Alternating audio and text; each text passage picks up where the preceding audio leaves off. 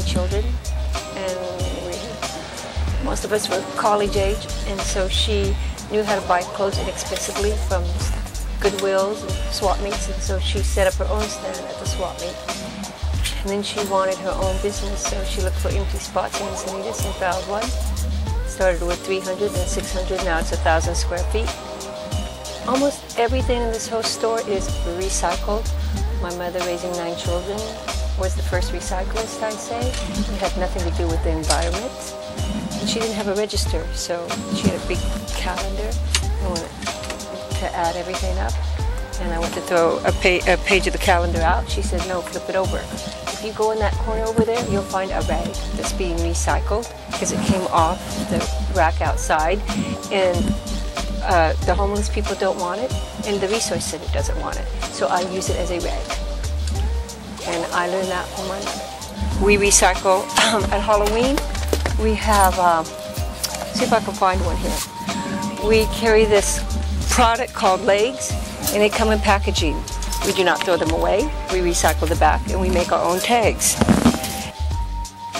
Do you get any thrifted clothing like yourself? Do you buy a lot of your clothing secondhand? Do I buy all my clothing secondhand? Or some of it? I buy most of it secondhand. Yeah. And, but yes, I will go to the other stores once in a while, but mostly I get them in here. Do you ever alter any of your clothes, like cut them off or sew them or do anything like that? Oh yeah, like to make a lot. Make a new item? Well, I have a Halloween business, and I make costumes. So a lot of the Renaissance I recut up. The Cleopatras, most of them are recut. The mermaids, some I made from scratch, material from the material stores, but some of them I made out of evening gowns that have come in. Are you sure you don't want to get anything up in there? I don't want to look at the drawers. We buy organic clothes because it makes a huge impact on the environment. Like when you grow enough cotton to produce one cotton t-shirt, in the conventional way, it's using about 1/3 of a pound of pesticides to produce that one cotton t-shirt. So you multiply that by millions of t-shirts produced every year, probably closer to billions. And you're talking about, that many billions of toxins being dumped into the groundwater, coming down as acid rain, staying in the fiber. It's grown into the fiber, so you can't actually get that out. What are some of the materials that the clothes here are made out of? We have one of our biggest things that we use are hemp, organic cotton, and then we have soy, which is from the tofu and soy milk industry. We also have bamboo, and then one of the other things is PET, recycled plastic bottles. Oh wow. So a lot of things are, that's mostly what we're dealing with here. So you're taking in all these toxic pesticides that are way beyond the pesticides they use for food, because being that it's not a food, they can use any sort of pesticides they want. Yeah, cotton for one is the most pesticide used thing. They don't use more pesticides for anything else. It's the #1 poison crop there is. So it makes a huge difference. We see that you have baby clothes and things like that, so do you see that it's more important to put that out to parents to show them that it's not good for them to give them clothes that are organic and things like that? Because I see that you have like baby clothes, so is it better? So it is better for them to give them, to have them wear clothes like that? Of course, because it's not something that they sprayed on top and that you can just wash out. This fiber has grown with the pesticides inherently in the fiber. It is the pesticide inside of it. It's not like something that, they just put on top, that you can just brush away.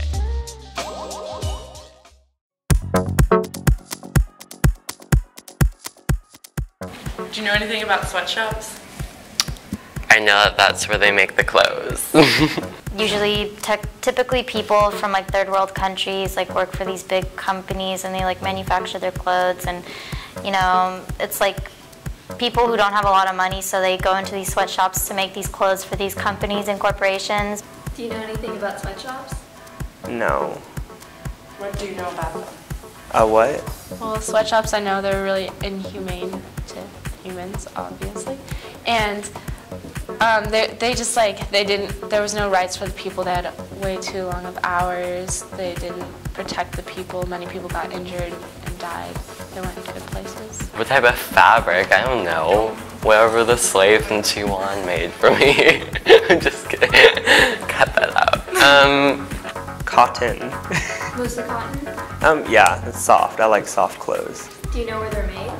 I would assume somewhere in Asia, the Middle East. I'm not sure though. My clothes, when I'm done with them, is we put them in a giant bag and ship them off to AMVETS. And what AMVETS is, stands for American Veterans Association.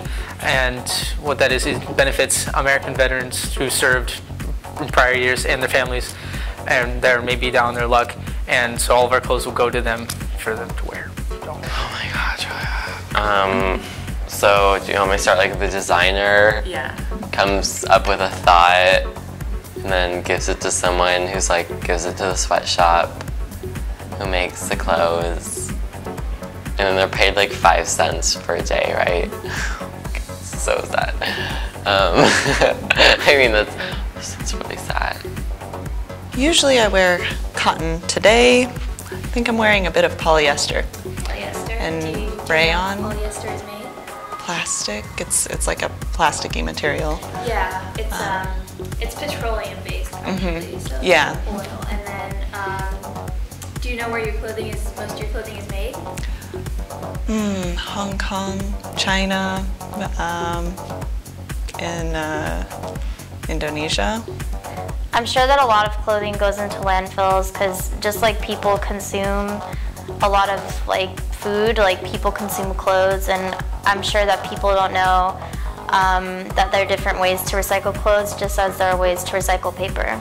So the girls in the sweatshop, they're given something to, God, there's so many people watching me right now. Wait, start over, what was the question? Okay, cycle of clothes. What about fur and leather? Do you support real fur? Well, not really. I mean, I'm not like a vegetarian. I mean, I used to be a vegetarian, but no, not really. I think I think it shows the reason why companies went over there in the first place. They moved over there because there's less rights for those people. So it all goes down to what rights the people of those individual countries have. Now, and if countries like move the rights up for the people, it may sway the companies to give them better salaries, or if not, move jobs back to the United States, which would benefit both sides. So it starts with the designer sends it to someone and they give it to the sweatshop. Don't touch me.